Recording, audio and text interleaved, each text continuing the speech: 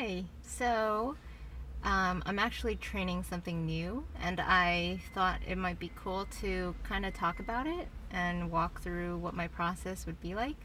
So, as you can see back there, I am having her do something new where she has to have her head all the way down when she is in her crate in the car or on place on the cot at home.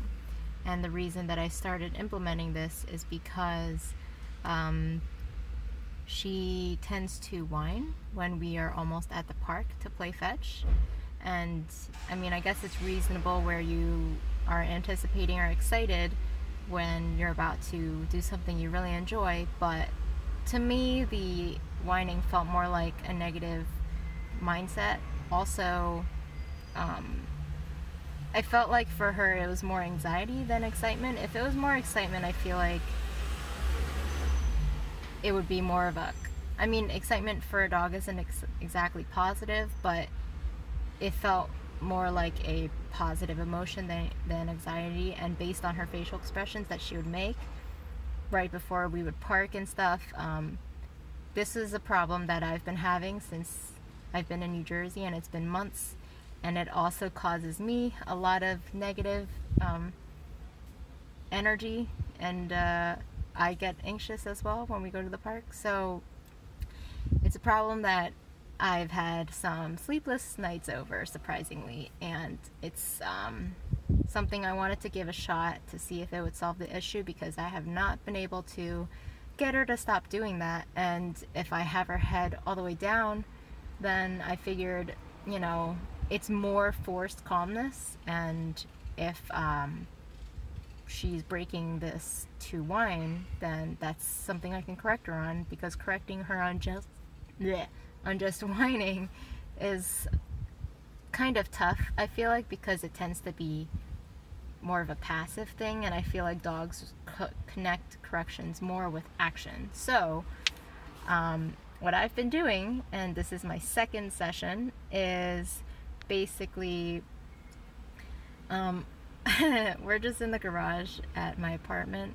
and we're just sitting here, and I am having her practice doing this because for now we have to start basic. So she has to make sure she doesn't break it when we're in the car stationary. So I'm going to be doing this for maybe a week, 15 minutes each session, and then after that, if she's good about it, I think I might start doing small trips, driving around the block, stopping the car, making sure her head doesn't move when we stop the car. Also, while I'm in the garage, while we're stationary, I'm going to be getting up, walking around, slamming the door, closing it, opening, all these other distractions, and making sure that as long as I'm nearby the car or in the car, then she is expected to do this. But if I go out to the store and such, I don't expect her to stay in it, but I do expect her to go back into a down when I get back into the car. That's all later on. All of these automatic behaviors that I will expect out of her will be after, I'd say, weeks or months of repetition of this. So since this is something new that I'm expecting out of her, we have to start kind of slow, and I get frustrated kind of easily, so teaching new things to her after all of our structure and all of our training is still very intimidating to me. But I am not going to let that scare me off from trying something which could be beneficial for both me and her. So this is what I have to do for the next several weeks, just chilling in the car and making sure she's calm, and she's doing pretty good. This is day number 2, and I only corrected her just once earlier for barely lifting her head, and now after a few tries, I think she is starting to connect head down with the action of moving it down. So we'll see if this solves my whining issue, but I think it is overall a very good thing to train her on, to be more calm, especially on place. There are times where she's looking out the window and stuff and being alert.